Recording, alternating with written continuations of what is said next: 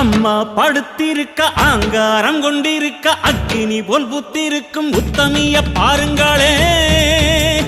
நீட்டி படுத்திருக்க நீதி சொல்ல காத்திருக்க ஈசான பொட்டலிலே மாசாணி பாருங்களே.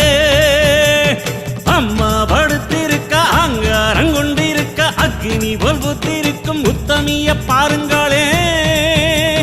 நீட்டி படுத்திருக்க நீதி சொல்ல காத்திருக்க ஈசான பொட்டலிலே மாசாணி பாருங்களே.